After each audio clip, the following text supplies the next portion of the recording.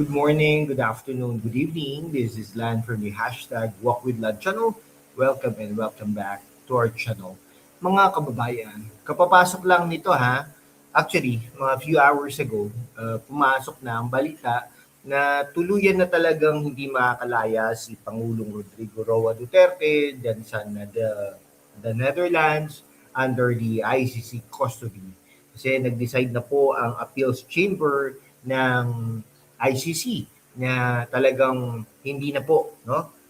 I mean, under nasa jurisdiction daw po nila ang Pangulong Rodrigo Roa Duterte. Yan, kapapasok lang yan, mga kaibigan. Habang patuloy ang mga developments sa legal na usapin ni PRRD at hindi po mura yan. Considering yung mga bayari no sa mga legal representation ni Pangulong Rodrigo Roa Duterte. Pangalawa, dapat kinukonsidera din ng ICC na 81 na si Pangulong Rodrigo Roa Duterte. Halos magdadalawang taon na yan sa March next year. Okay, katatapos lang ng isang taon. Nag-birthday na 2 beses diyan sa Netherlands, etc. Hindi po natin alam ang katayuan ng kanyang itsura, no? So, isang tanong lang ang lalong umiinit ngayon, no? Bakit may jurisdiction si Pangulong ang ICC kay Pangulong Rodrigo Roa Duterte? Sabi nga niya kinidnap. Totoo naman na witness po natin 'yan, no? Hindi po natin alam, no? Dapat palayain yan si Pangulong Rodrigo Roa Duterte. Hindi ito simpleng balita, ha? This is an evolving situation. So every day, may bagong anggulo, may bagong interpretasyon, at ngayong araw na ito, hihimayin natin yan, not based on hype, but based on logic, law, and reality. Sa ngayon, ang pinakasentro ng usapan, mga kaibigan, ay jurisdiction. Bakit nagka-jurisdiction? Nag-withdraw na nga no? Etc. No? Ang problema lang nito, sister, ay isinuko ng Philippine government si Pangulong Rodrigo Roa Duterte. Ito, aminin na natin, no? Si Pangulong Rodrigo Roa Duterte ay hindi naman simpleng mamamayan, no? Dati po siyang mayor ng Davao City. Actually, nanalo pa nga yan bilang mayor ng Davao City, di ba? Naging presidente, naging prosecutor, naging vice mayor, etc. No? Nung presidente at mayor siya, lead siya eh. Hindi siya pwede maging babakla-bakla dyan. No? Kasi kung ganoon ay talagang mapapariwara ang ating bansa. No? Pero ganun pa man, ano po talaga siya? Siya po talaga ay minahal niya ang bansang Pilipinas. Okay?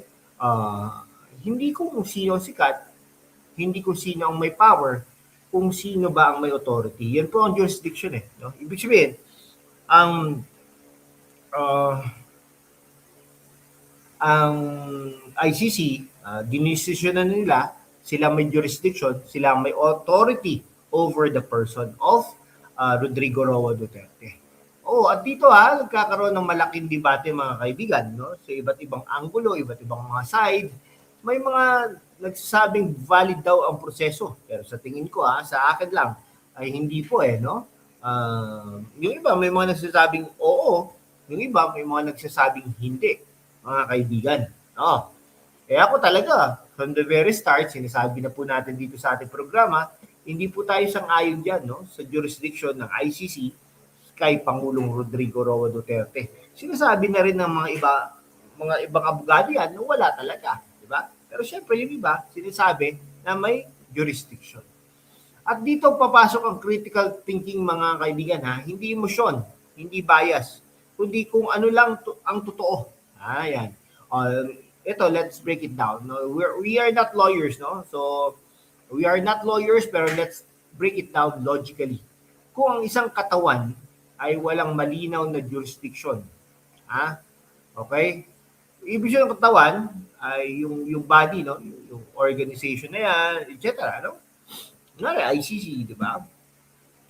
Then, any legal action becomes questionable. Kasi kung walang authority yan, lahat ng i-decide yan, questionable. Pero nag-decide na, di ba?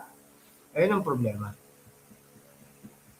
At ito ang core argument na ginagamit ngayon ng maraming observers at analysts. Hindi ito simpleng depensa. Ito ay prinsipyo ng batas. Okay, ngayon, dagdagan pa natin ha. Hindi isolated ang issue na ito. May intentional dimension. Ha? At sa panahon ngayon, global politics is more interconnected than ever. Okay? Global politics.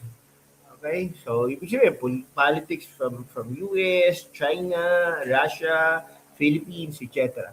No, pero tingnan mo, tingnan mo ang China. Hindi magalaw-galaw, di ba? Russia, hindi rin magalaw-galaw. Anyway, may international dimension ang lahat na ito. No? Alam niyo bakit? Kasi Pangulong Rodrigo Roa Duterte dati ay talaga namang naging independent no? At sa panahon ngayon, global politics is more interconnected than ever. So ang tanong, legal ba ito o politika din? Marami nagsasabi, politika to mga kababayan, di ba? Kasi alam nyo, takot na, alam mo bakit takot si ang mga na maging pangulo si Vice President Sara Duterte? Dahil pagdating ng araw talagang nako. Sa panahon ng social media, information spreads fast. Pero hindi lahat ng mabilis tama. Kaya kailangan natin maging mas mapanuri, mga kaibigan. Hindi porket breaking kompleto na.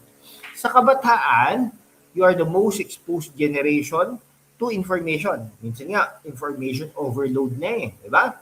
Use that wisely. Sa mga OFWs, alam kong sinusubaybayan nyo ito kahit malayo kayo. At ang perspective nyo, napakahalaga. Okay quick pause lang mga kababayan. Habang sinusubaybayan natin ang ganitong developments, kailangan din natin ng tools para connected tayo. Siyempre, di ba?